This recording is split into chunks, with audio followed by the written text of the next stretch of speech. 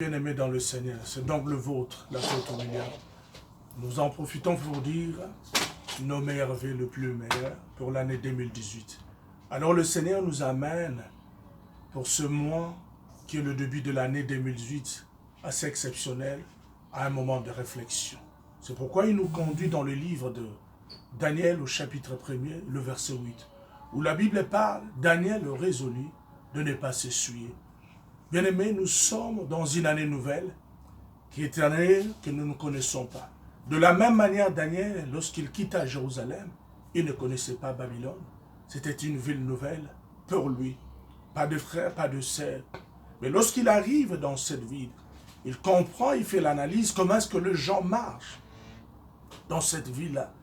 Il va directement prendre la résolution de ne pas s'essuyer. En fin de compte, le problème n'est pas nous. Dieu vous a fait grâce, vous et moi, de pouvoir rentrer dans 2018.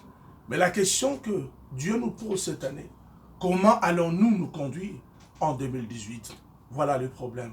Voilà la clé si nous voulons expérimenter la main puissante de Dieu en cette année 2018. Alors moi je vous conseille, à vous et moi, de regarder un peu en arrière comment est-ce que nous avons conduit nos vies en 2017. Avons-nous conduit nos vies de la manière dont Dieu a approuvé ou non? Si tel est le cas, alors nous devons rentrer dans cette année nouvelle dans la mentalité de Daniel.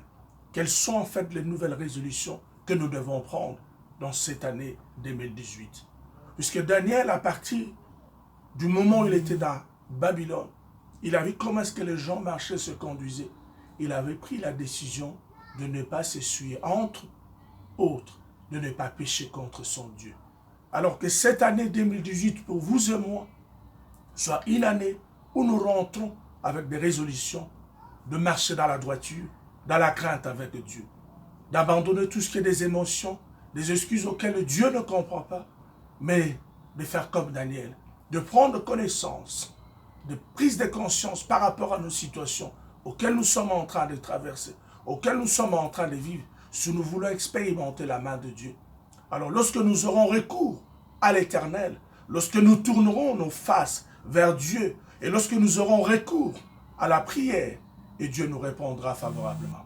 Je t'invite, là où tu es en train de me suivre, mon frère et ma sœur, mon bien-aimé, ma bien-aimée, de rentrer avec l'esprit de Daniel, de prendre la décision de nous conduire nos vies correctement dans la crainte, dans la droiture et surtout dans la sanctification, de ne pas nous suivre, de nous séparer de tout ce que nous a handicapés en 2017 pour pouvoir vivre la gloire de Dieu. Dieu nous a fait grâce dans une année nouvelle. Et cette grâce que Dieu vous a fait, à vous et moi, c'est pour que nous puissions corriger les erreurs du passé. Alors je t'invite maintenant à prier avec moi. Tu lèves ta main là où tu es.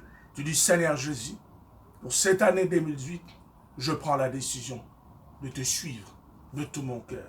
Je prends également la décision d'abandonner tout ce que je puis faire en 2017 qui ne t'a pas honoré, auquel ta parole n'a pas approuvé. Alors je prends la décision comme Daniel de vivre comme Daniel à Babylone, dans la crainte, dans la sanctification. Nous voulons expérimenter la main de Dieu. Nous voulons vivre la puissance de Dieu. Alors, tenons-nous debout et ayons recours à la prière. Alors, dans cette prière, Dieu ne peut répondre seulement de manière favorable et positive à ceux ou ceux-là qui ont pris la décision de se séparer du mal, de s'écarter de ce que Dieu n'honore pas. Bien aimé, la liste est longue, mais tu ne connais pas, c'est le Saint-Esprit est en train de vous parler à vous et moi. Qu'est-ce que Dieu n'honore pas? Qu'est-ce que Dieu n'approuve pas? Alors faisons un effort, comme dirait le livre de Timothée, au chapitre 2, le verset 6. Le laboureur qui travaille avec beaucoup de peine, il sera le premier à recueillir le fruit. Nous voulons faire un sacrifice de marcher, d'être dans la présence de Dieu, pour pouvoir produire le fruit de l'esprit, le fruit digne de la repentance et de la foi. Abandonnons donc nos mauvaises habitudes. Abandonnons la rancune, abandonnons la jalousie, abandonnons la méchanceté, abandonnons le disquite, abandonnons les animosités, abandonnons les sectes, la manipulation, le manque de pardon et embrassons la véritable parole qui nous amène à produire le fruit de l'esprit. Que le Seigneur nous aide, par son esprit, nous conduise dans la foi et dans la repentance.